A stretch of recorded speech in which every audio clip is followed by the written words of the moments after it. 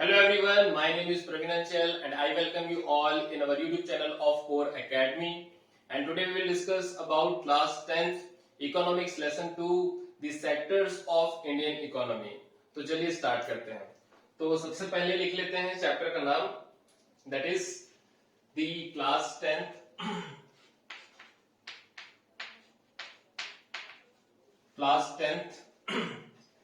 economics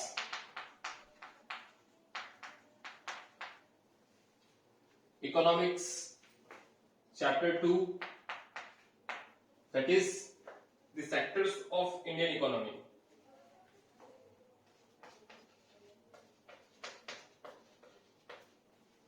The sectors of Indian economy. Okay, so this is the chapter name, that is the sectors of Indian economy. तो सबसे पहले हम लोग ये समझते हैं, सॉरी मेरा चौक गिर गया. तो सबसे पहले हम लोग ये समझते हैं कि भाई ये जो सेक्टर्स का मतलब होता क्या है. तो हमने अपनी इकोनॉमी को कितने भागों में बांटा है, ये होता है सेक्टर का मतलब कितने भागों में हमने डिवाइड किया हुआ है. अब दूसरा आप देखेंगे the sector of Indian economy. तो भाई ये इकोनॉमी का मतलब क्या होता है, तो समझिएगा. देखिए दो वर्ड्स होते हैं, इकोनॉमी और इकोनॉमिक्स, है ना. तो जो इकोनॉमी है ना, उसमें हम लोग ये पढ़ते हैं कि जो रिसोर्सेज हैं, जो पैसा है, जो मनी है ना, उसको हम लोग कैसे इफिशिएंट तरीके से मैनेज करें ताकि हमारे देश में ग्रोथ हो सके, प्रोग्रेस हो सके, है ना. तो जो इकोनॉमिक्स होता है ना, उसमें हम इन सभी चीजों को पढ़ाई करते हैं. मतलब इकोनॉमिक्स एक सब्जेक्ट है और उस सब्जेक्ट को रियलिटी में इंप्लीमेंट करने का जो प्रोसेस होता है उसे कहते हैं हम लोग इकोनॉमी. तो आप समझ सकते हैं कि क्या डिफरेंस होता है इकोनॉमिक्स में और इकोनॉमी में. तो इस पर्टिकुलर चैप्टर में पढ़ेंगे the sectors of Indian economy. मतलब हमने जो इकोनॉमी को कितने भागों में डिवाइड किया हुआ है, ये हम लोग इस चैप्टर में पढ़ेंगे. तो चलिए स्टार्ट करते हैं. तो देखिए कभी भी आप इकोनॉमी की बात करोगे या फिर एक्टिविटीज की बात करोगे जो कि प्रॉफिट के लिए होता है, ठीक है, तो उसे क्या कहते हैं, इकोनॉमिक एक्टिविटीज कहते हैं. तो यहां पर मैं लिख देता हूं इकोनॉमिक एक्टिविटीज.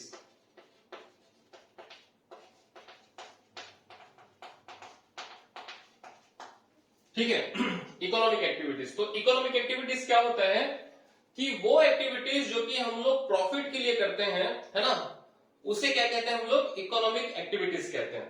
तो इस इकोनॉमिक एक्टिविटीज को भी आप कई भागों में डिवाइड कर सकते हो on the basis of various factors, है ना. देखते हैं. For example on the basis of production, on the basis of production हम इसे डिवाइड कर सकते हैं बिटवीन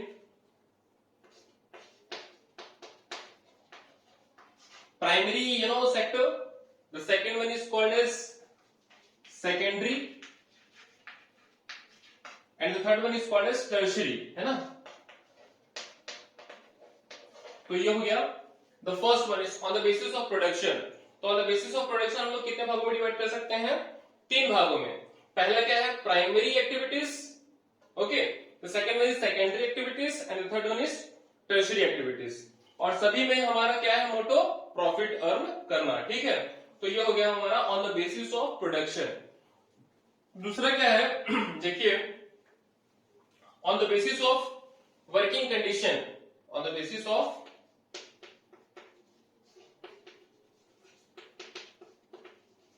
वर्किंग कंडीशन. तो on the basis of working condition आप जो है इसे दो भागों में जो है वो डिवाइड कर सकते हैं. इसको हम लोग बोल सकते हैं, एक है आपका ऑर्गेनाइज्ड और दूसरा है अनऑर्गेनाइज्ड, ठीक है. पहला क्या है, ऑर्गेनाइज्ड और दूसरा क्या है, अनऑर्गेनाइज्ड. देखिए जैसे जैसे हम लोग ये पूरा लेक्चर कंप्लीट होते जाएगा, वैसे वैसे आप लोग अपना सॉलिड नोट्स भी बनाते जाइएगा. तो जो जो मैं पॉइंट यहाँ पर एक्सप्लेन कर रहा हूं, आप लोग कोशिश करिएगा कि वो सभी जो पॉइंट्स हैं उसको आप अपने नोट्स में मेंटेन करते चलिए, ठीक है. उसके बाद आगे चलते हैं. तीसरा जो है उसे कहते हैं on the basis of ownership. On the basis of ownership. तो on the basis of ownership आप जो है इसे दो भागों में डिवाइड कर सकते हो. एक को बोलते हैं पब्लिक और दूसरे को बोलेंगे हम लोग प्राइवेट, है ना, पब्लिक और प्राइवेट। तो ये बेसिकली 3 टाइप से हमने पूरे इकोनॉमिक एक्टिविटीज को डिवाइड किया हुआ है। On the basis of production it is primary, secondary and tertiary. On the basis of working condition it is organised and unorganised, and on the basis of ownership it is public and private. So I hope आपको जो है ये समझ में बहुत अच्छे से आ गया होगा। जो ये क्लासिफिकेशन है, बाइफर्केशन है, वो आपको समझ में आ गया होगा। अब देखिए ये पूरा जो चैप्टर है ना, उसको हम लोग समझेंगे 4 भागों में, ठीक। तो पहले भाग में मैं बताऊंगा on the basis of production, जैसे कि जो प्राइमरी है, सेकेंडरी और टर्शियरी है उसको। सेकेंड भाग में मैं बताऊंगा on the basis of working condition, जो कि हमारा ये जो ऑर्गेनाइज है और अनऑर्गेनाइज है, उसको मैं बताऊंगा सेकेंड पार्ट में, ठीक। जो तीसरा पार्ट में मैं बताऊंगा on the basis of ownership, that is public and private, है ना, तो इसको हम लोग तीसरे पार्ट में डील करेंगे। और जो चौथे भाग में मैं बताऊंगा इंपॉर्टेंट क्वेश्चन एंड आंसर, जो कि बोर्ड एग्जामिनेशन में हमेशा आते रहते हैं। तो इस पूरे चैप्टर को हम लोग कितने भागों में डील करेंगे? 4 पार्ट्स में डील करेंगे, okay. So this will be the first part where we will discuss about the primary, secondary and tertiary activities. So let's start this first part in detail. तो चलिए स्टार्ट करते हैं। सबसे पहले समझते हैं कि ये प्राइमरी एक्टिविटीज, सेकेंडरी एक्टिविटीज और टर्शियरी एक्टिविटीज होता क्या है ना। तो इस दोनों पार्ट को हम लोग बाद में देखेंगे, ठीक है, लेटर ऑन। और इस वाले को हम लोग अभी कर रहे हैं, that is primary, secondary and tertiary activities को हम लोग अभी कंप्लीट करेंगे। तो चलिए स्टार्ट करते हैं। सबसे पहले हम लोग नाम देंगे क्या कि प्राइमरी, है ना, ये वाला हम लोग अभी करेंगे, ठीक है। तो चलिए सबसे पहले देखेंगे प्राइमरी क्या होता है। तो यहां मैं लिख देता हूं प्राइमरी एक्टिविटीज, ठीक है। तो प्राइमरी एक्टिविटीज में क्या क्या चीजें आती हैं, तो समझिएगा। प्राइमरी एक्टिविटीज में वो सभी चीजें आएंगी जो कि नेचुरल रिसोर्सेज के साथ में डील करती है। नेचुरल, जो कि नेचुरल फॉर्म पे होता है। जैसे मान लीजिए आपका ये जो है ये तो रॉ मटेरियल या फिर नेचुरल प्रोडक्ट्स के साथ में डील करेगी। रॉ मटेरियल, है ना, या फिर नेचुरल बोल सकते हो, नेचुरल जो रिसोर्सेज होते हैं ना, उनके साथ में ये डायरेक्ट डील करती हैं, है ना। अब इसमें आप एग्जांपल हम दे सकते हैं इसमें एग्जांपल्स। तो एग्जांपल्स इसमें क्या क्या दे सकते हैं आप? ले सकते हो उसे एग्रीकल्चर, ठीक है, एक एग्रीकल्चर आप ले सकते हैं। दूसरा आप ले सकते हैं क्या? माइनिंग, है ना। तीसरा आप ले सकते हैं क्या ले सकते हैं तीसरा आप? फिशिंग, ठीक है, फिशिंग ले सकते हो, ठीक। चौथा क्या ले सकते हैं हम लोग? चौथा हम लोग ले सकते हैं फॉरेस्ट्री, ठीक है। इसके बाद में जो डेयरी है, तो ऐसे आप बहुत सारी चीजों को इसमें आप इंक्लूड कर सकते हो। तो आप देख सकते हैं जो एग्रीकल्चर है, माइनिंग है, फिशिंग है, फॉरेस्ट्री है, डेयरी है, ये सभी जो है बेसिकली नेचुरल रिसोर्सेज के साथ में हम लोग डायरेक्टली डील कर रहे हैं। इसमें फर्दर कुछ हम लोग मॉडिफिकेशन नहीं कर रहे हैं, जो जैसा चीज है वैसे हम लोग उसको लेके यूज कर रहे हैं। तो इसीलिए इसे क्या कहेंगे हम लोग? प्राइमरी एक्टिविटीज कहते हैं, क्योंकि ये प्राइमरी चीजों की जो नेचुरल फॉर्म होता है उसके साथ में हम लोग डील करते हैं, ठीक। इसके बारे में और थोड़ा मैं डिटेल में बताऊंगा कुछ देर में। उसके बाद में मैं बताता हूं आपको क्या जो हमारा सेकेंडरी एक्टिविटी है उसको। तो चलिए स्टार्ट करते हैं। ये जो सेकेंडरी एक्टिविटी है यहां पर मैं बता देता हूं सेकेंडरी एक्टिविटी, ठीक। तो सेकेंडरी एक्टिविटी जो है वो क्या करता है बेसिकली, देखिए इसमें जो है ना, ये वाले में मैं एक पॉइंट और आपको बता देता हूं। देखिए इसमें एग्रीकल्चर आ रहा है, माइनिंग, फिशिंग, फॉरेस्ट्री, डेयरी, बहुत सारी चीजें आ रही हैं। इसीलिए इसे क्या कहा जाता है? एग्रीकल्चर एंड अलाइड सर्विसेज भी कहा जाता है इसे, ठीक है। तो एग्रीकल्चर एंड अलाइड सेक्टर भी इस प्राइमरी एक्टिविटीज को कहा जाता है, इसे याद रखिएगा। एग्रीकल्चर एंड अलाइड एक्टिविटीज और दी सेक्टर। उसके बाद में दूसरा जो है वो सेकेंडरी एक्टिविटी है। तो सेकेंडरी एक्टिविटी में क्या करते हैं हम लोग? इस रॉ मटेरियल को या फिर नेचुरल प्रोडक्ट्स को लेके हम लोग फिनिश्ड गुड्स में कन्वर्ट करते हैं, ठीक है। तो यहां पर जो है बेसिकली जो रॉ मटेरियल होगा, रॉ मटेरियल, ठीक है, उसको हम लोग किस में कन्वर्ट करेंगे? फिनिश्ड गुड्स में, है ना। एफजी मतलब क्या होगा? Finished goods. तो बेसिकली इसमें हम लोग क्या कर रहे हैं? मैन्युफैक्चरिंग। क्या कर रहे हैं हम लोग इसमें? मैन्युफैक्चरिंग। तो इसमें बेसिकली हम लोग एग्जांपल ले सकते हैं क्या कि भाई हमारा जो हमारा जो मैन्युफैक्चरिंग है है ना, हमारा जो मैन्युफैक्चरिंग हो गया, ठीक है, मैन्युफैक्चरिंग, उसके बाद में जो हमारा कंस्ट्रक्शन का काम होता है ना, ये जो कंस्ट्रक्शन का हो गया, ठीक है, तो एक है मैन्युफैक्चरिंग, दूसरा है कंस्ट्रक्शन, तो ये सभी जो चीजें हैं ना वो किसमें आ जाएगी, सेकेंडरी एक्टिविटीज में। अब ये जो चीजें हैं बेसिकली डील करती हैं इंडस्ट्रीज के साथ में, इसीलिए सेकेंडरी एक्टिविटी को एक और नाम से हम याद करते हैं, मतलब बोलते हैं इसे, क्या नाम से बोलते हैं, इंडस्ट्रियल एक्टिविटी। किस नाम से, इंडस्ट्रियल एक्टिविटी, है ना। तो सेकेंडरी एक्टिविटी का एक और नाम है, क्या नाम है, इंडस्ट्रियल एक्टिविटी, ये याद रखिएगा, ठीक है। तो एक बार फिर से रिपीट करता हूं, ये जो है रॉ मटेरियल को किसमें चेंज करेगी, फिनिश्ड गुड्स में, है ना, ये याद रखिएगा। उसके बाद में एक और है हमारे पास में तीसरा, जिसे कहते हैं क्या, टर्शरी सेक्टर, है ना। देखिए प्राइमरी एक्टिविटीज हो गया, सेकेंडरी एक्टिविटीज हो गया, किसमें चलेंगे हम लोग, टर्शरी एक्टिविटीज में चलेंगे। तो चलिए इसे भी लिख लेते हैं यहां पर, टर्शरी एक्टिविटीज। तो देखिए यहां पर भी हम लोग कुछ ना कुछ मैन्युफैक्चरिंग कर रहे हैं, कुछ ना कुछ प्रोड्यूस कर रहे हैं, यहां पर भी हम लोग कुछ ना कुछ प्रोड्यूस कर रहे हैं, बट याद रखिएगा टर्शरी एक्टिविटीज में हम लोग कुछ चीज प्रोड्यूस नहीं करते हैं। यहां पर क्या करते हैं, यहां पर बेसिकली जो चीजें होती हैं उसको और फर्दर हेल्प किया जाता है यहां पर टर्शरी सेक्टर के माध्यम से। मतलब इसमें हम किसी चीज का प्रोडक्शन नहीं करते हैं, लेकिन जो प्रोडक्शन का प्रोसेस होता है उसमें टर्शरी सेक्टर बहुत बड़ा रोल प्ले करता है। मैं बताता हूं कैसे, है ना। तो यहां पर देखिए, लिखिएगा, यहां पर हम लोग कोई चीज प्रोड्यूस नहीं करते हैं, but tertiary sector is basically helping primary and secondary sector, है ना। Primary sector and secondary sector को जो है वो सपोर्ट करता है। पीएस मतलब प्राइमरी सेक्टर एंड एसएस मतलब कि सेकेंडरी सेक्टर को हेल्प करने वाले सेक्टर को क्या बोलते हैं, टर्शरी सेक्टर बोलते हैं। अब इसमें क्या क्या एग्जांपल आ जाएंगे मैं बताता हूं आपको। इसमें आपका आ जाएगा, देखिए कि ट्रांसपोर्टेशन। अब सोचो आपने कॉटन उगा लिया, है ना, कॉटन से आपको बनाना है टेक्सटाइल, है ना। टेक्सटाइल भी बना लिया आप इंडस्ट्री में, लेकिन उस टेक्सटाइल को आपको मार्केट में सेल करना पड़ेगा ना, तो मार्केट में ले जाने के लिए आपको गाड़ी तो चाहिए, ट्रांसपोर्टेशन तो चाहिए। तो ट्रांसपोर्टेशन किस में आ जाएगा, आपका टर्शरी एक्टिविटी में आ जाएगा। तो ट्रांसपोर्टेशन जो है उससे आपने किसी नई चीज को प्रोड्यूस नहीं किया, लेकिन जो ऑलरेडी प्रोड्यूस्ड आइटम है उसको फर्दर डेवलप करने के लिए टर्शरी एक्टिविटीज का होना बहुत ज्यादा जरूरी है। तो यहां पर क्या क्या आ जाएगा देखते हैं। यहां पर क्या आ जाएगा आपका ट्रांसपोर्टेशन, जैसे मैंने अभी आपको बताया, ट्रांसपोर्टेशन। उसके साथ में आप ले सकते हैं बैंकिंग,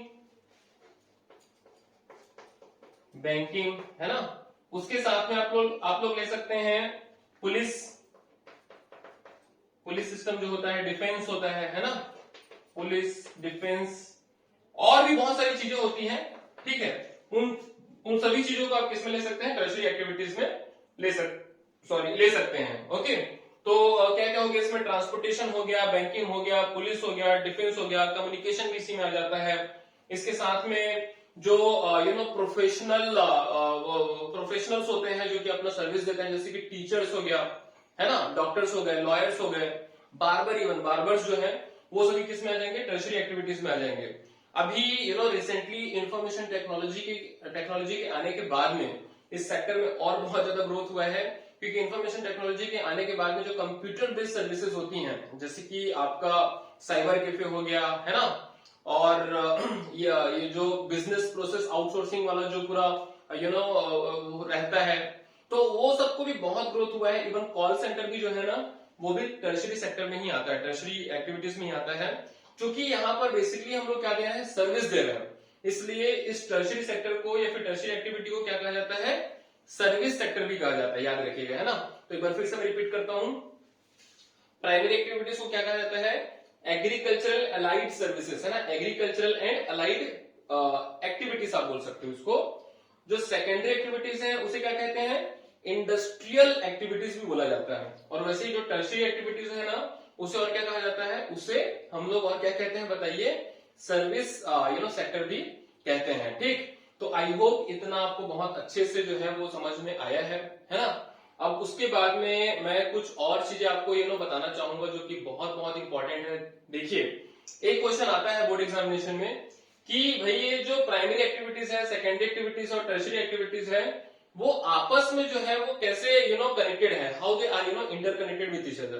तो देखिए ये तीनों सेक्टर जो है वो आपस में इंटरकनेक्टेड भी है और आपस में इंटरडिपेंडेंट भी है ना। तो मैं बताता हूं ये कैसे है।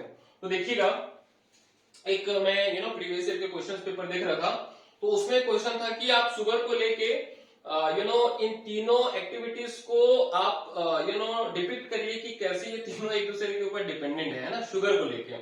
तो वही मैं एग्जांपल आपको बताना चाहूंगा यहाँ पर। मान लीजिए कि हम लोग शुगर केन से शुगर बनाना चाहते हैं, ठीक है, गन्ने से शुगर बनाना चाहते हैं। तो सबसे पहले भाई जो शुगर केन का आप जो है वो क्रॉपिंग करोगे, कल्टीवेशन करोगे।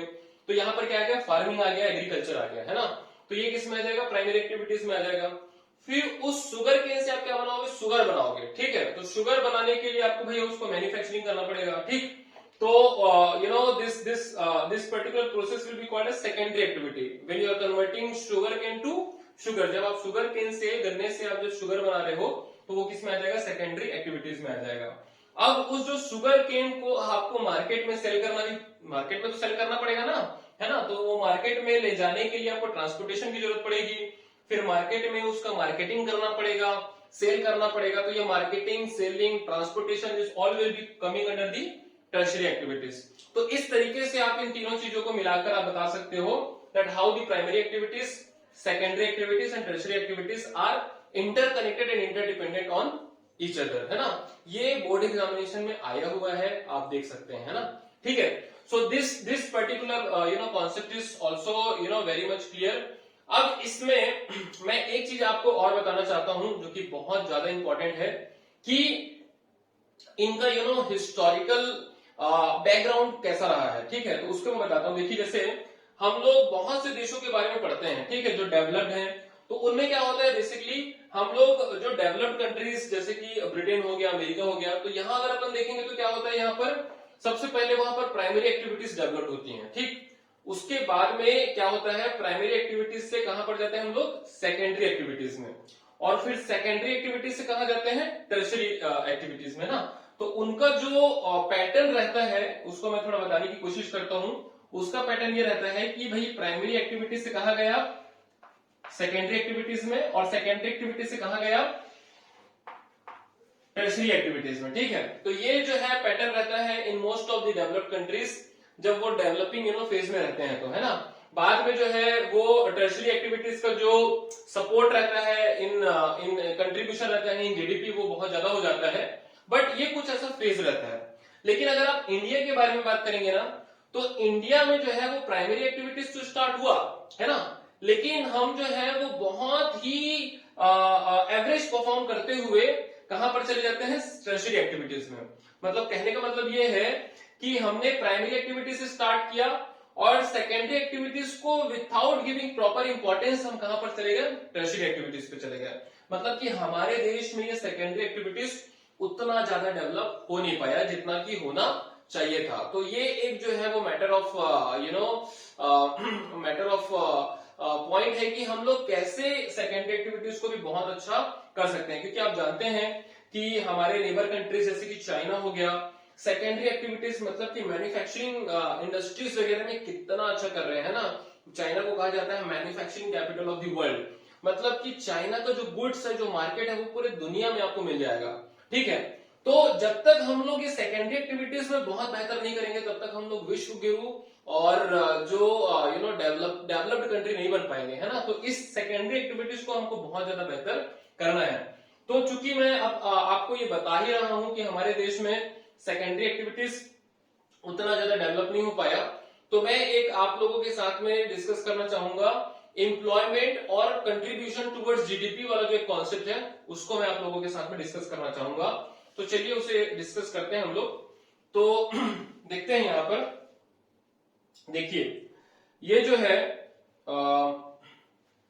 यहां पर मैं लिख देता हूं एम्प्लॉयमेंट, कि भाई एम्प्लॉयमेंट हमको प्राइमरी एक्टिविटी से कितना मिल रहा है, सेकेंडरी एक्टिविटी से कितना मिल रहा है, और टर्शियरी एक्टिविटी से कितना मिल रहा है ना। और उसका जो कंट्रीब्यूशन है वो जीडीपी में कितना रहा है, वो मैं इसके बारे में बताऊंगा। देखिए तो यहां पर मैं लिख देता हूं, एक है एम्प्लॉयमेंट और दूसरा है कंट्रीब्यूशन इन जीडीपी, ठीक है, कंट्रीब्यूशन इन जीडीपी। ओके, तो ये मैं परसेंटेज में आप लोगों से बात करूंगा, जो कि बहुत जरूरी है, और इससे आप सभी चीजों को बहुत बेहतर तरीके से समझ भी पाएंगे। ठीक, तो चलिए स्टार्ट करते हैं। ये मैं बताना चाहूंगा कि अगर एम्प्लॉयमेंट की बात करेंगे तो जो ये प्राइमरी एक्टिविटीज है ना, वो भारत में सबसे ज्यादा एम्प्लॉयमेंट देती है, सबसे ज्यादा। ठीक है, तो आप लगभग अप्रोक्सीमेट डेटा मैं आप लोगों के साथ में शेयर कर रहा हूं। ये हो सकता है कि थोड़ा बहुत ऊपर नीचे हो जाए, तो बुक आप प्रीफर करिएगा एग्जैक्ट के लिए। लेकिन मैं अप्रोक्सीमेट आपको शेयर कर रहा हूं 55%, है ना, 55%। ठीक है, तो 55% जो है एम्प्लॉयमेंट हमको कौन प्रोवाइड करता है? प्राइमरी एक्टिविटीज, जो कि बहुत ज्यादा होता है। मतलब आधे से भी ज्यादा आबादी हमारे पूरे देश की वर्किंग पॉपुलेशन किसमें काम कर रही है? प्राइमरी एक्टिविटीज में काम कर रही है। बहुत बड़ा बात होता है। ठीक है, उसके बाद देखेंगे हम लोग दूसरा, दैट इज सेकेंडरी एक्टिविटीज। तो सेकेंडरी एक्टिविटीज में कितने लोग काम कर रहे हैं ये देखते हैं। तो सेकेंडरी एक्टिविटीज में लगभग हमारे पास में जो है 20% जो पॉपुलेशन है वो काम करती है किसमें? सेकेंडरी एक्टिविटीज में। और अगर आप टर्शियरी एक्टिविटीज की बात करेंगे तो वहां पर लगभग हमारे पास में 25% जो पॉपुलेशन है वो काम करती है ना। तो ये रेशियो जो है ऐसा है, सबसे ज्यादा जो है प्राइमरी एक्टिविटीज, उसके बाद में टर्शियरी एक्टिविटीज, और उसके बाद में सेकेंडरी एक्टिविटीज। तो इस तरीके का कुछ जो है ना, और कुछ 2-4% का जो है आपको डिफरेंस मिल जाएगा। मतलब इसे आप जो ले सकते हैं 55 से 60%, इसको आप ले सकते हैं 20 से 25%, इसको आप ले सकते हैं 20 से 25%। मतलब लगभग ये इतना ही रेशियो में ऊपर नीचे होते रहता है ना, क्योंकि हर साल का जो डेटा है वो अलग अलग रहता है। तो मैंने आपको ऑन एन एवरेज ये बताया था कि आपको समझने में जो है वो आसानी हो। ठीक है, अब कहने का मतलब ये है कि अगर 100% हमारे पास में वर्किंग पॉपुलेशन है तो उसमें से 55% प्राइमरी एक्टिविटीज बहुत ज्यादा होता है, 20% सेकेंडरी एक्टिविटीज, और 25% जो है वो टर्शियरी एक्टिविटीज में काम कर रही है। ठीक है, उसके बाद हम लोग देखते हैं जीडीपी में बताऊंगा क्या होता है बहुत डिटेल में, है ना। इसको समझने के बारे में बताता हूं कि जीडीपी क्या होता है। जीडीपी का फुल फॉर्म वैसे अभी आप जान लीजिए। जीडीपी का जो है फुल फॉर्म होता है ग्रॉस डोमेस्टिक प्रोडक्ट। अभी क्या होता है मैं आपको थोड़ी देर में बताऊंगा। ठीक है, तो देखिए जीडीपी जो है हमारे देश का इकोनॉमी बताती है कि कितना स्ट्रॉन्ग इकोनॉमी है ना। तो देखते हैं जीडीपी में कितना परसेंटेज ये कंट्रीब्यूट कर रहे हैं। तो जो प्राइमरी एक्टिविटीज है, आप जान के शॉक्ड रह जाएंगे कि जो ये 55% लोग हैं वो सिर्फ 15% कंट्रीब्यूट करती है हमारे देश की जीडीपी में, सिर्फ और सिर्फ 15%। मान लीजिए कि हमारा देश 100 रुपए कमा रहा है, तो उसमें से सिर्फ 15 रुपए कहां से आ रहा है? प्राइमरी एक्टिविटीज में। लेकिन कितने लोग काम कर रहे हैं उसमें? 55% लोग काम कर रहे हैं। तो ये बहुत ज्यादा शॉकिंग और डरा देने वाला जो है डेटा है। उसके बाद में सेकेंडरी एक्टिविटीज में देखते हैं। तो सेकेंडरी एक्टिविटीज जो मैन्युफैक्चरिंग या फिर इंडस्ट्रियल सेक्टर भी कहते हैं इसे, तो इसमें 20% लोग काम कर रहे हैं, और ये लगभग जो है हमें 20 से 25% तक का जो है वो रिटर्न हमें मिल जाता है। तो यहां मैं लिख देता हूं लगभग जो है वो 25% का रिटर्न हमें कहां से मिल जाता है? सेकेंडरी एक्टिविटी से। ठीक है, 20 से 25% आप मान के चलिएगा। वहीं अगर आप टर्शियरी सेक्टर में बात करेंगे तो टर्शियरी सेक्टर में जहां तक मैंने अभी लेटेस्ट डेटा पढ़ रहा था, तो हमेशा 60% से ज्यादा का जो कंट्रीब्यूशन रहता है ना, वो कहां से आता है? टर्शियरी सेक्टर से। तो 60 अबव, हमेशा 60 अबव परसेंट का जो कंट्रीब्यूशन रहता है वो कहां से आता है? टर्शियरी एक्टिविटीज से आते रहता है, और इनका जो परसेंटेज है वो बढ़ता ही जा रहा है। ठीक है, तो ये आप समझ सकते हैं कि टर्शियरी सेक्टर में सिर्फ 25% पॉपुलेशन काम कर रही है, लेकिन उन लोग कितना रिटर्न कर रहे हैं? 60%। और यहां पर देखिए 55% लोग काम कर रहे हैं, लेकिन वो रिटर्न कर रहे हैं सिर्फ 15%। तो ये जो है ना बहुत बड़ा मतलब बोलना चाहिए कि मैटर ऑफ डिस्कशन है कि कैसे हम चीजों को बेहतर कर सकते हैं, क्योंकि यहाँ पर जो है बहुत ज्यादा पॉपुलेशन है, रिटर्न बहुत कम है। यहाँ पर जो है पॉपुलेशन बहुत कम है, रिटर्न बहुत ज्यादा है। यहाँ पर एवरेज कंडीशन है, जैसे मैंने आपको पहले ही बताया था कि भारत में जो है प्राइमरी एक्टिविटीज अच्छे से हुआ स्टार्टिंग में, उसके बाद में सेकेंडरी एक्टिविटीज में ग्रोथ आना चाहिए था, आया नहीं। डायरेक्टली हम कहां चले गए? टर्शियरी सेक्टर में चले गए। आप देख सकते हैं यहाँ पर, है ना। तो ये सेकेंडरी एक्टिविटीज को भी प्रमोट करना बहुत ही ज्यादा जरूरी है। अगर आप चाइना में देखेंगे यही परसेंटेज 40% प्लस जाता है, 40-45% के आसपास जाता है इन चाइना। तो इसीलिए बहुत ज्यादा जरूरी है कि हम लोग अपना मैन्युफैक्चरिंग सेक्टर को बहुत ही ज्यादा बढ़ाएं, है ना। तो इस डेटा को आप देखकर समझ सकते हैं कि प्राइमरी एक्टिविटीज में जो 55% लोग काम कर रहे हैं, एक आपने सुना होगा कि जो हमारी प्राइमरी एक्टिविटीज में जो फार्मर्स हैं या फिर जो पीजेंट्स हैं, तो उन लोग जितना वहां पर काम करते हैं उतने लोगों की हमको जरूरत होती नहीं है ना। मतलब कि वो ये तो अंडर एम्प्लॉयड होते हैं या फिर हिडन एम्प्लॉयड होते हैं, जिसे टेक्निकल टर्म में कहा जाता है डिस्गस्ड एम्प्लॉयड, है ना, मतलब कि डिस्गस्ड अनएम्प्लॉयमेंट कहा जाता है उसे। मतलब कि ये दिखते तो है कि काम कर रहे हैं, बट एक्चुअल में उतने लोग काम कर नहीं रहे होते हैं, ठीक है। जैसे मान लीजिए कि एक फार्मिंग फील्ड है जिसमें मुझे सिर्फ 2 लोग की जरूरत है।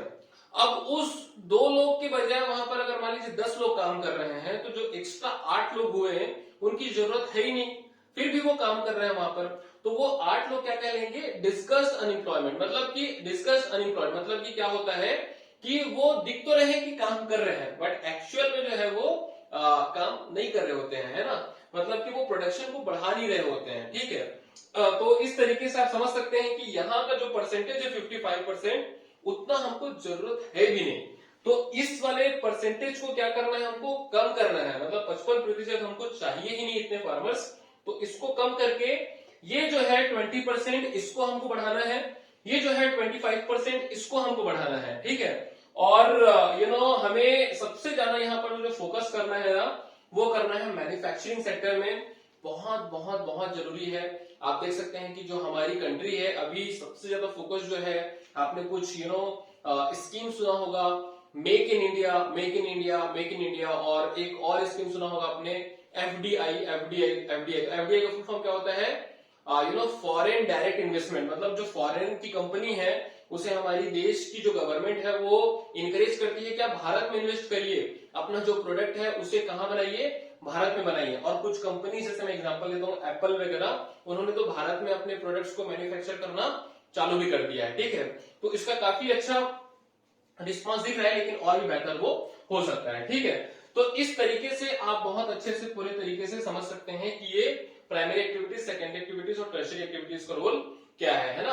अब आगे मैं आपको बताऊंगा कि ये जीडीपी क्या होता है, और एक चीज मैं और आपको बताऊंगा कि ये टर्शियरी सेक्टर में इतना ज्यादा रिटर्न कैसे पॉसिबल है, ठीक है। इतना ज्यादा ये ग्रोथ क्यों कर रहा है भारत में, और इतना ज्यादा ये सक्सेस क्यों है ना। और एक चीज मैं और आपको बताऊंगा कि जो प्राइमरी सेक्टर जो है वो इतना कैसे पिछड़ गया, सिर्फ 15% का रिटर्न हमें क्यों मिल रहा है ना। तो 3 चीजें मैं बताऊंगा, कौन कौन सा। एक तो मैं बताऊंगा जीडीपी क्या होता है, दूसरा मैं बताऊंगा कि that is why this particular tertiary sector is growing very successfully in India, and why in primary sector we could not have achieved the desired result, है ना। तो ये सभी चीजों को हम लोग डिस्कस करेंगे। अब इसको स्टार्ट करने से पहले मैं चाहूंगा कि आपको एक छोटा सा मैं रिकैप दे दूं, अभी तक हमने क्या क्या पढ़ा है ना। अभी देखिए 2 मिनट लगेगा। अभी तक हमने देखा कि ये जो पूरा इकोनॉमी है, हमने इसको कई इकोनॉमिक एक्टिविटीज है जो कि मार्केट बेस्ड एक्टिविटीज है, प्रॉफिट के लिए हम लोग करते हैं। इसको हमने 3 भागों में डिवाइड किया हुआ है, on the basis of production, on the basis of working condition and on the basis of ownership, है ना। सबसे पहले पार्ट में, टोटल 4 पार्ट है, मैंने आपको बताया था कि सबसे पहले पार्ट में हम लोग क्या डील करेंगे, primary, secondary and tertiary activities. उसके बाद में जो पार्ट नंबर 2 होगा वीडियो का, चैप्टर का, उसमें हम लोग क्या डिस्कस करेंगे, वर्किंग कंडीशन के बेसिस में division, that is organised and unorganised. और तीसरे पार्ट में हम लोग डिस्कस करेंगे on the basis of ownership, that is public and private. तो इतना मैंने बताया। उसके बाद मैंने बताया कि इस वाले वीडियो में हम लोग on the basis of production discuss करेंगे, प्राइमरी एक्टिविटीज, सेकेंडरी एक्टिविटीज और टर्शियरी एक्टिविटीज। फिर मैंने आपको बताया कि प्राइमरी एक्टिविटीज में कौन कौन सी चीजें होती हैं, रॉ मटेरियल, नेचुरल रिसोर्सेज के साथ में हम लोग डायरेक्टली डील करते हैं। सेकेंडरी एक्टिविटीज में रॉ मटेरियल को किस में कन्वर्ट किया जाता है, फिनिश्ड गुड्स में, एग्जांपल्स आप देख सकते हैं। टर्शियरी एक्टिविटीज में बेसिकली हम लोग सपोर्ट प्रोवाइड करते हैं to the primary sector and secondary sector, है ना। इसको और क्या कहा जाता है, एग्रीकल्चरल एंड अलाइड सर्विसेज भी कहा जाता है, या फिर सेक्टर एक्टिविटीज कहा जाता है ना। इसे क्या कहा जाता है, इंडस्ट्रियल एक्टिविटी या फिर इंडस्ट्रियल सेक्टर, और इसे क्या कहा जाता है, सर्विस सेक्टर भी कहा जाता है। क्यों, क्योंकि हम लोग बेसिक सर्विस प्रोवाइड कर रहे हैं। फिर उसके बाद मैंने बताया कि कैसे ये जो एम्प्लॉयमेंट और जीडीपी का जो कंट्रीब्यूशन है वो बहुत ही ड्रास्टिक कॉन्ट्रास्ट से भरा हुआ है ना। यहाँ पर जो सबसे ज्यादा लोग एम्प्लॉयड हैं, सबसे कम कंट्रीब्यूशन आ रहा है, और यहाँ पर 25% लोग एम्प्लॉयड हैं, लेकिन 60% रिटर्न आ रहा है। तो ये सभी चीजों के बारे में हमने अभी तक समझा जाना है। एक चीज मैंने और आपको बताया था कि जो हम लोग डेवलप्ड कंट्रीज में देखते हैं पूरा पैटर्न, तो वो कहां से स्टार्ट होता है, प्राइमरी एक्टिविटीज से स्टार्ट होता है, फिर वो जाता है सेकेंडरी एक्टिविटीज में, और फिर वो जाता है टर्शियरी एक्टिविटीज में। लेकिन इंडिया के केस में क्या हुआ है, प्राइमरी एक्टिविटीज में गया, फिर उसके बाद में सेकेंडरी एक्टिविटी को स्किप करते हुए कहां चले गया, टर्शियरी एक्टिविटीज। मतलब कि जो हमारा सेकेंडरी एक्टिविटी है वो उतने ज्यादा से डेवलप नहीं हो पाया। जो इंडस्ट्रीज हैं, है ना, मैन्युफैक्चरिंग का जो प्रोसेस होना चाहिए वो उतने अच्छे से डेवलप नहीं हो पाया है। ठीक है, तो ये सभी चीजें हमने अभी तक जानी समझी परखी। अब उसके बाद हम लोग समझते हैं नेक्स्ट जो है हमारा बहुत ही इंपॉर्टेंट कॉन्सेप्ट, उसे हम लोग कहते हैं क्या, जीडीपी। तो देखते हैं भैया कि ये जीडीपी जो है वो क्या होता है। ठीक है, तो समझते हैं यहां पर इसे। यहां पर मैं लिखता हूं जीडीपी, जीडीपी। ठीक है, अब समझिएगा जीडीपी का जो फुल फॉर्म होता है ना वो होता है ग्रॉस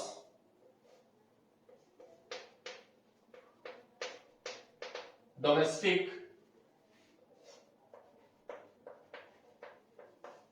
प्रोडक्ट। क्या होता है जीडीपी का full form, gross domestic product, है ना, ये होता है जीडीपी का फुल फॉर्म। मतलब अगर आप देखेंगे इस पूरे टर्म्स को, देखिए जो डेफिनेशन होता है ना वो बेसिकली जो की टर्म्स होते हैं ना उसी में ही डिफाइन रहता है। ठीक है, तो ग्रॉस मतलब क्या होता है समझो, ग्रॉस मतलब होता है टोटल सभी चीजों को मिला देना। ठीक है, उसे क्या कहते हैं हम लोग, ग्रॉस। डोमेस्टिक, तो डोमेस्टिक मतलब क्या होता है कि हम लोग बेसिकली जो जो पर्टिकुलर एरिया के अंदर में जो चीजें होती है ना उसे क्या कहते हैं, डोमेस्टिक कहते हैं। जैसे कि जो डोमेस्टिक एनिमल्स होते हैं ना जो घर के अंदर रहते हैं, वैसे ही डोमेस्टिक मतलब क्या होता है कि कंट्री के अंदर या फिर स्टेट के अंदर या फिर डिस्ट्रिक्ट के अंदर, मतलब किसी चीज के अंदर में, है ना, तो यह होता है डोमेस्टिक का मतलब, इनसाइड समथिंग। उसके बाद में होता है प्रोडक्ट। तो प्रोडक्ट मतलब क्या होता है, गुड्स एंड सर्विसेज। क्या होता है प्रोडक्ट मतलब, गुड्स एंड सर्विसेज। तो एक बार फिर से रिपीट करता हूं मैं, ग्रॉस मतलब कि टोटल फाइनल वैल्यू, है ना, टोटल सब चीज को मिला दो आप। ठीक है, डोमेस्टिक मतलब कि एक एरिया होगा और उस एरिया के अंदर में ही हम सभी चीजों को कैलकुलेट करेंगे। फिर उसके बाद प्रोडक्ट, तो किस चीज को कैलकुलेट करेंगे भाई, जो गुड्स एंड सर्विसेज है उसको हम लोग कैलकुलेट करेंगे। ठीक है, तो इसका जो डेफिनेशन है मैं यहां पर लिखना चाहूंगा। तो ये जो डेफिनेशन है वो इस तरीके से है कि टोटल वैल्यू ऑफ, है ना, देखिए total value of, total value of, ठीक, all the, total value of all the goods and services, all the goods and, लिखते जाइएगा आप लोग भी, है ना, goods and services produced, goods and services produced, ठीक है, total value of all total value of all the goods and services produced by all the sector, by all the sector, by all the sector in an area, है ना, in an area within a given time period, within a given time period. ठीक है, with in a given time period. तो ये आप समझ सकते हैं, देखिए यहां पर क्या क्या आपको समझना है ना, टोटल वैल्यू ऑफ ऑल दी, यहां पर एक चीज और जोड़ दीजिएगा, total value of all the final goods and services. तो यहां पर एक टर्म हमको और जोड़ना है ना, बहुत ही इंपॉर्टेंट वर्ड है फाइनल। तो यहां पर मैं लिख देता हूं फाइनल। ठीक है, ठीक, देखिए total value of all the final goods and services produced by all the sector, यहां पर S डाल दीजिए, produced by all the sectors in an area, in an area domestic आ गया है ना, in an area within a given time period। तो time period भी हम लोग करते हैं। तो एक बार मैं आपको समझाता हूं बहुत अच्छे से। देखिए टोटल वैल्यू ऑफ, तो ये टोटल वैल्यू मतलब क्या हो गया, टोटल वैल्यू मतलब कि ग्रॉस, सभी को आप मिला के चल रहे हो, है ना, total value of all the final goods and services. देखिए मैं इसको बताऊंगा, है ना, फाइनल गुड्स एंड सर्विसेज क्या होगा, produced by all the sectors, all the sectors means primary activities, secondary activities and tertiary activities, सभी को आप मिला दोगे, है ना, sectors in area, in area मतलब कि क्या, इन एरिया मतलब देखिए डोमेस्टिक, इन एरिया, अभी इन एरिया क्या हो सकता है, कंट्री के अंदर भी हो सकता है, स्टेट के अंदर भी हो सकता है, डिस्ट्रिक्ट के अंदर भी हो सकता है ना, in area within a given time period. तो ये टाइम पीरियड मतलब कि क्या हो सकता है, आप इसे ईयरली भी काउंट कर सकते हैं, हाफ ईयरली भी काउंट कर सकते हैं, क्वार्टरली भी काउंट कर सकते हैं, मंथली भी काउंट कर सकते हैं, है ना। बट नॉर्मली जो हमारे देश में क्वार्टरली काउंट किया जाता है, हर 3-3 महीने में जो जीडीपी है ना उसको काउंट किया जाता है, ठीक है। तो ये हुआ। अब इसमें एक चीज छूट गया है कि भाई ये फाइनल क्या होता है, क्या समझते हैं ये फाइनल से, ठीक है। तो ये जो यहां पर लिखा है फाइनल गुड्स एंड सर्विसेज, तो इसका मतलब क्या होता है, तो इसे समझते हैं। देखो फाइनल गुड्स एंड सर्विसेज मतलब कि क्या, कि जो एंड प्रोडक्ट होगा जिसको कंज्यूमर यूज करेगा उसे कहते हैं फाइनल गुड्स एंड सर्विसेज, है ना। मान लीजिए कि हम लोग एक बिस्किट पैकेट यूज कर रहे हैं, तो जो बिस्किट है ना वो एंड प्रोडक्ट है जिसको कंज्यूमर यूज करेगा। अब वो बिस्किट के अंदर में जो भी चीजें यूज हुई हैं, जैसे मान लीजिए कि आटा यूज हुआ होगा, गेहूं यूज हुआ होगा, है ना। तो देखो गेहूं हो गया प्राइमरी, अब गेहूं से जो है आटा बना, आटे से जो है वो बिस्किट बना, है ना। तो हम लोग गेहूं का प्राइस इंक्लूड नहीं करेंगे, आटे का प्राइस इंक्लूड नहीं करेंगे, जो फाइनल कॉस्ट होगा बिस्किट का उसे ही हम लोग काउंट करेंगे for the calculation of GDP. मतलब कि जो एंड प्रोडक्ट होगा ना उसे ही काउंट करेंगे, जो इंटरमीडिएट प्रोडक्ट होगा उसको काउंट नहीं करेंगे। तो आपको बहुत अच्छे से आसानी से आई होप की समझ में आ गया होगा, है ना। तो एक बार फिर से समझते हैं कि ग्रॉस डोमेस्टिक प्रोडक्ट क्या होता है। ग्रॉस डोमेस्टिक मतलब कि जितना भी गुड्स एंड सर्विसेज पूरे सेक्टर में मिलाकर एक पर्टिकुलर ईयर में एक पर्टिकुलर लोकेशन के अंदर में प्रोड्यूस हो रहा है, उस सभी का पूरा टोटल फाइनल वैल्यू को क्या बोलेंगे हम लोग, जीडीपी, ग्रॉस डोमेस्टिक प्रोडक्ट। और ये जो जीडीपी होता है ना, ग्रॉस डोमेस्टिक प्रोडक्ट, ये किसी देश का इकोनॉमी कितना स्ट्रांग है उसको बताता है ना। तो ये बहुत ही इंपॉर्टेंट फैक्टर होता है जीडीपी, याद रखिएगा, ठीक है। अब उसके बाद में जैसे मैंने आपको बताया था कि नेक्स्ट जो है क्या, कि ये जो टर्शरी एक्टिविटीज है ये इतना फेमस, इतना प्रोग्रेस कैसे कर लिया, तो ये मैं आपको बताऊंगा, है ना। तो चलिए इसे हम लोग थोड़ा सा इसे साफ कर लेते हैं ग्रीन बोर्ड को। उसके बाद में मैं आप लोगों को बताऊंगा कि भाई ये टर्शरी सेक्टर इतना ज्यादा आखिर डेवलप कैसे कर गया, है ना। तो चलिए इसे हम लोग साफ करते हैं। Duster duster duster duster duster duster duster duster मुझे जो है दिख नहीं रहा है तो इसको मैं साफ करता हूं, है ना। फिर उसके बाद में हम लोग स्टार्ट करते हैं नेक्स्ट जो पार्ट है उसको, है ना। इसी का जो नेक्स्ट वाला होगा उसे स्टार्ट करेंगे, ठीक है।